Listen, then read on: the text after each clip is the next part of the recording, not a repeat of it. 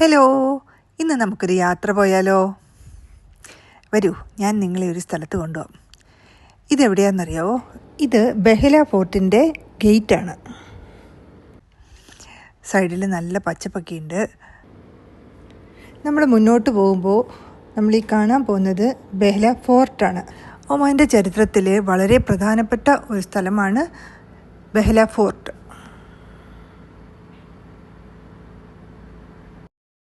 ഒമാനിലെ റോഡ്സ് എല്ലാം വളരെ നല്ലതാണ് കേട്ടോ.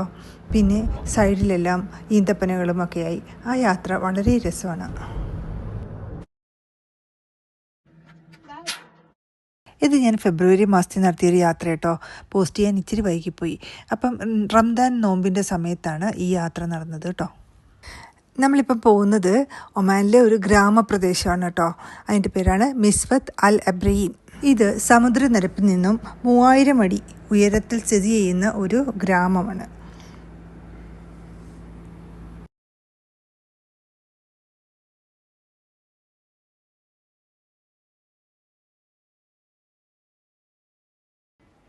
ഇനി നമുക്ക് മുന്നോട്ട് നടന്നു തുടങ്ങുമ്പം ഇടുങ്ങിയ വഴികളും അതിൻ്റെ സൈഡിലായിട്ട് കളിമണ്ണ് വെച്ചിട്ടുള്ള കെട്ടിടങ്ങളും നമുക്ക് കാണാം.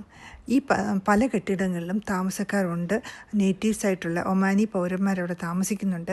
പിന്നെ കുറച്ച് ബിൽഡിങ്സൊക്കെ അത് റെസ്റ്റോറൻ്റായിട്ട് മാറ്റിയിട്ടുണ്ട് കേട്ടോ. ഈ വഴി മുന്നോട്ട് നമ്മളിങ്ങനെ സഞ്ചരിച്ചുകൊണ്ടിരിക്കുകയാണ്. അപ്പം നമ്മളിവിടെ താമസിക്കുന്ന ആൾക്കാരുടെ പ്രൈവസി റെസ്പെക്റ്റ് ചെയ്യണം എപ്പോഴും. പിന്നെ മുന്നോട്ട് പോയിക്കൊണ്ടിരിക്കുമ്പോൾ അവിടെ ഒരു ജലസംഭരണി കാണാം. കൃഷിക്ക് ആവശ്യമായ വെള്ളം കളക്ട് ചെയ്ത് വെക്കുന്ന ഒരു സ്ഥലമാണിത്.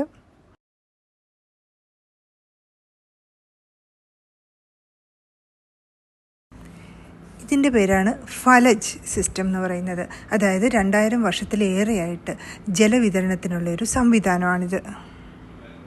മീനു ഡിഫറെൻറ്റ് പോസിൽ ഫോട്ടോ എടുക്കും കേട്ടോ. പിന്നെ ഇവിടെ മാവ് പൂക്കുന്ന സമയമായിരുന്നു.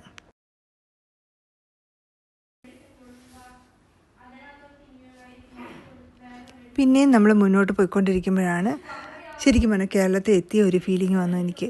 കാര്യം വെച്ചാൽ ഒത്തിരി വാഴയും ബാക്കി ചെടികളും എല്ലാം ഉണ്ടായിരുന്നു. ഇത് കണ്ടില്ലേ, ഫിഗ് നന്നായിട്ട് കായ്ച്ചു കിടക്കുക കേട്ടോ. പിന്നെ തെങ്ങിന് പകരം ഈന്തപ്പനയാണെന്ന് മാത്രം ഇവിടെ. ടെറസ് ഫാമിങ്ങിൻ്റെ ഒരു ഉദാഹരണമാണ് ഇവിടെ കേട്ടോ. ടെറസായിട്ട്, അതായത് തട്ടുകളായിട്ടാണ് ഇവിടെ കൃഷി നടക്കുന്നത്. അപ്പം മുന്നോട്ട് പോകുമ്പോഴത്തേക്ക് ഇടുങ്ങിയ വഴികളാണ്. നോക്കിയും കണ്ടും നടന്നില്ലെങ്കിൽ തലകുത്തി താഴെ വീഴും. ഈന്തപ്പനകൾ പൂക്കുന്ന സമയമായിരുന്നു കേട്ടോ. എന്തുമാത്രം പൂമ്പാറ്റകളാണെന്നറിയോ? ശരിക്കും പറഞ്ഞാൽ നമ്മുടെ നാടിനെയൊക്കെ ഓർത്തു പോയി കേട്ടോ. അതിന് മാത്രം പൂമ്പാറ്റകളായിരുന്നു. പിന്നെ ഇവിടെ എല്ലാത്തരം കൃഷികളും നടക്കുന്നുണ്ട് കേട്ടോ. കണ്ടോ, തക്കാളിയൊക്കെ പൂത്ത് കായ്ച്ചു കിടക്കുന്നുണ്ടോ? നാരകവുമെല്ലാം നല്ല രീതിയിൽ കായ്ക്കുന്നുണ്ട് കേട്ടോ. ദേ ഒരു ശംഖുപുഷ്പം, കൂടെ കമ്മൽ ചെടിയുണ്ട് കേട്ടോ. അതിനെ ചുറ്റിപ്പറ്റിയായി ഈ പൂമ്പാറ്റകളെല്ലാം പറക്കുന്നത്. ഈന്തപ്പന പൂത്ത് നിൽക്കുന്നുണ്ടോ? നോമ്പിൻ്റെ കാലമായതുകൊണ്ട് നമുക്ക് കയ്യിലധികം വെള്ളം അല്ലെങ്കിൽ ഭക്ഷണം ഒക്കെ കരുതാൻ പറ്റത്തില്ലായിരുന്നു. അപ്പം നമ്മളും വെയിലൊക്കെ അടിച്ച് നല്ല രീതിയിൽ ക്ഷീണിച്ചു. നമുക്ക് തിരിച്ചിറങ്ങാം എന്ന് കരുതിയിട്ട് നമ്മൾ പതിയെ കുന്നിറങ്ങി തുടങ്ങി. ഇതൊക്കെ കാണുമ്പോഴാണ് നമ്മൾ എന്തുമാത്രം കൃഷിസ്ഥലമാണ് നമ്മുടെ നാട്ടിൽ വേസ്റ്റ് ആക്കുന്നത്. കൃഷിക്ക് അനുയോജ്യമായ ഭൂമി നമ്മുടെ നാട്ടിൽ വേസ്റ്റ് ആക്കുന്നു. പക്ഷേ ഇവരൊക്കെ പ്രതികൂല കാലാവസ്ഥയിൽ, പ്രതികൂല സാഹചര്യങ്ങളിൽ പറ്റാവുന്ന രീതിയിലെല്ലാം കൃഷി ചെയ്യുന്നു. ഇതവിടെയുള്ള പഴയ ബിൽഡിങ്സാണ് കേട്ടോ.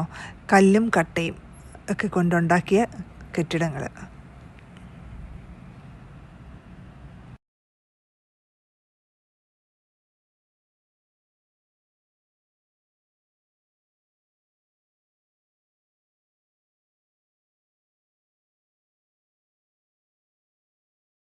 മീനുവിന് ഒരു അപ്പപ്പം താടി കിട്ടിയിട്ടുണ്ട്. അത് സ്ലോ മോയിൽ എടുക്കണമെന്ന് പറഞ്ഞു. പക്ഷെ അമ്മ എടുത്തപ്പോഴേ അത് ഫാസ്റ്റ് ഫോർവേഡ് ആയിപ്പോയി.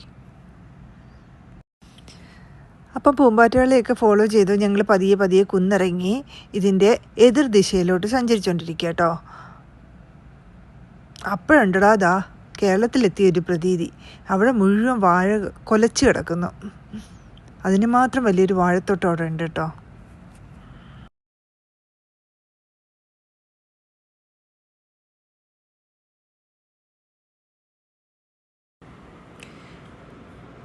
ഇത് അവിടുത്തെ ഒരു പുരാതനമായ ഒരു കെട്ടിടമാണ് കേട്ടോ. ഇതിൻ്റെ എല്ലാ ഫോട്ടോസിലും ഈ ഒരു കെട്ടിടം ഉണ്ടാവും. ഈ നാട്ടിൽ ഞാൻ വന്നതിന് ശേഷം ആദ്യമായിട്ടാണ് ഇതുപോലൊക്കെ കൃഷി കാണുന്നത് കേട്ടോ. ഭയങ്കര സന്തോഷമായി. പിന്നെ സൂറിൽ പോയപ്പം ഇതുപോലെ നല്ല രീതിയിൽ കൃഷി നടക്കുന്നത് കണ്ടു കേട്ടോ. പിന്നെയും നമ്മൾ കുറച്ചും കൂടെ മുന്നോട്ട് പോയിക്കൊണ്ടിരിക്കുമ്പോഴത്തേക്ക് നമ്മളൊരു പഴയ കെട്ടിടം കാണും. അതിൻ്റെ പേരാണ് മിസ്വ ഓൾഡ് ഹൗസ്. അതായത് പണ്ടത്തെ രീതിയിൽ കളിമണ്ണും കട്ടയും വെച്ചിട്ടുണ്ടായ കൺസ്ട്രക്ഷനാണത്.